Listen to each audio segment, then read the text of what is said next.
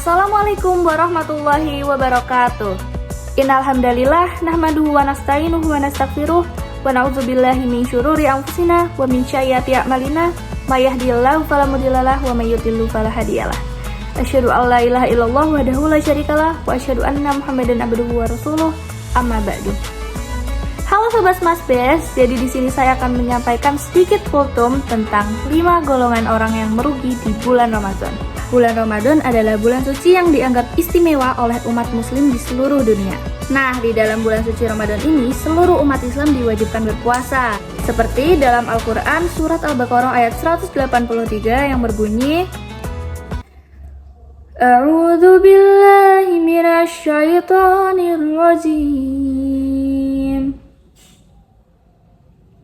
Ya ayyuhalladzina kutiba alaikumus siyamu kama kutiba alal ladzina min qablikum la'allakum tattaqun. Yang berarti, wahai orang-orang yang beriman, diwajibkan atas kamu berpuasa seperti diwajibkan atas orang sebelum kamu agar kamu bertakwa. Nah, jadi selama bulan Ramadan ini, umat Islam berpuasa dari fajar hingga matahari terbenam, menahan diri dari makanan, minuman, dan hal-hal yang membatalkan puasa. Nah, tetapi ketika Ramadan akan segera berakhir, akankah kita menjadi orang yang beruntung atau sebaliknya?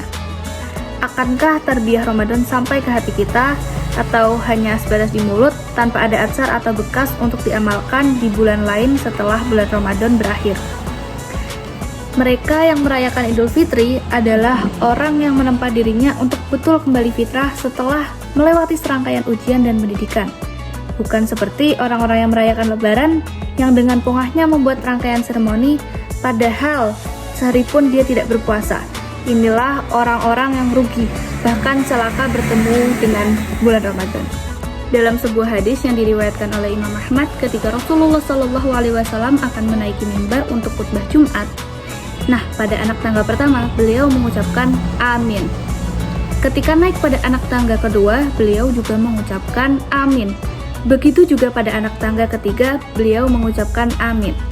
Setelah selesai sholat, para sahabat kemudian bertanya, "Wahai Rasulullah, mengapa engkau mengucapkan amin pada anak tangga pertama sampai ketiga?"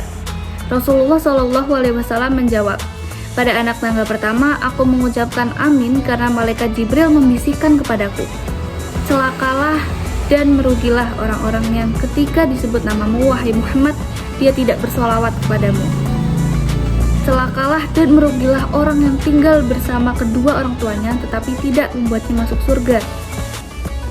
Dan pada anak tangga ketiga, aku mengucapkan amin karena malaikat Jibril membisikkan kepadaku, celakalah dan merugilah orang yang melaksanakan ibadah saum di bulan Ramadan, tetapi Allah tidak mengampuni dosa-dosanya.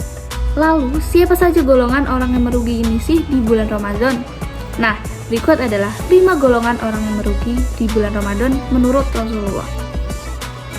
Yang pertama, orang yang menganggap biasa bulan Ramadan.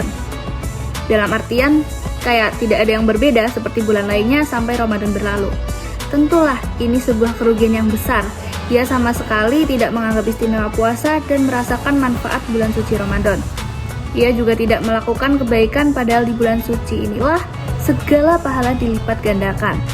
Orang yang menganggap biasa bulan Ramadan ibarat orang yang melewatkan ghanimah atau harta rampasan perang yang tidak bernilai harganya. Yang kedua, orang yang tiba-tiba berubah alim hanya pada bulan Ramadan. Imam Ahmad mengatakan, seburuk-buruk kaum adalah mereka yang mengenal Allah di bulan Ramadan saja. Hal ini nampak pada dari perilaku yang tidak baik menjadi baik. Seperti contohnya, dari yang tidak sholat, kemudian rajin sholat, ke masjid, baik yang wajib maupun sunnah. Namun, jika nanti selesai Ramadan nih, manusia itu kembali berbuat maksiat kepada Allah. Tidak lagi ke masjid, hingga meninggalkan sholat, karena itu teruslah berusaha untuk tetap istiqomah dalam beramal dan berbuat kebaikan. Yang ketiga, orang yang sebatas menahan lapar dan dahaga. Nah, golongan yang ketiga ini adalah orang yang hanya menahan lapar, hawa lapar, dan haus saja. Ia tidak merasa bersalah dan berdosa ketika melakukan kemungkaran, menggunjing, menyebar fitnah, dan menghina. Dan pada saat Ramadan tiba, kebiasaan buruk itu tidak juga berubah, sehingga Ramadan tidak membawa pengaruh bagi kehidupan sehari-harinya. Abu Hurairah radhiyallahu anhu meriwayatkan bahwa Rasulullah shallallahu alaihi wasallam bersabda, "Barang siapa yang tidak meninggalkan perkataan dan amalan dusta, maka Allah tidak butuh dengan makanan dan minuman yang ditinggalkannya," atau puasa. Yang keempat, orang yang tidak memanfaatkan waktu di bulan Ramadan. Mereka yang tidur pada siang hari di bulan suci Ramadan serta begadang dan melakukan hal-hal yang sia-sia pada malam hari, itu adalah golongan yang merugi. Seharusnya di bulan ini kita disibukkan dengan amalan ibadah seperti salat berjamaah, tadarus, tadabbur Quran, berzikir, berinfak, dan sedekah, serta kebaikan lainnya. Yang kelima, ini yang terakhir ya, orang yang tetap melakukan maksiat di bulan Ramadan. Nah, selama bulan Ramadan terdapat banyak amal yang jika dikerjakan akan menyebabkan mendapatkan ampunan dari Allah Subhanahu wa taala, seperti amal puasa. Rasulullah Shallallahu alaihi wasallam mengatakan, "Siapa yang berpuasa dengan motivasi yang benar karena iman dan mengharap ganjaran dari Allah Subhanahu wa taala, Allah ampuni dosa-dosanya yang telah lewat." Demikian juga qiyam Ramadan, Rasulullah Shallallahu alaihi wasallam mengatakan, "Siapa yang sholat tarawih di bulan Ramadan karena iman dan mengharap pahala dari Allah Subhanahu wa taala, Allah ampuni dosa-dosanya yang lewat." Kita yang masih diberi kesempatan untuk lebih mendekatkan diri kepada Allah Subhanahu wa taala, meminta ampun kepadanya agar dosa-dosa kita diampuni dan taubat kita diterima, sehingga kita tidak termasuk golongan orang yang celaka dan merugi, yakni orang yang melaksanakan ibadah saum di bulan Ramadan tapi Allah tidak mengampuni dosa-dosanya. Maka kesempatan ini tidak boleh kita sia-siakan. Marilah kita laksanakan seluruh ibadah di bulan suci Ramadan ini dengan sebaik-baiknya. Nah, jadi sekian kutum singkat dari saya. Semoga yang sedikit ini bisa bermanfaat bagi kalian semua. Mohon maaf jika ada kesalahan kata maupun perbuatan. Semoga bulan Ramadan tahun ini kita bisa menjadi lebih baik lagi. Amin ya rabbal alamin. Wassalamualaikum warahmatullahi wabarakatuh.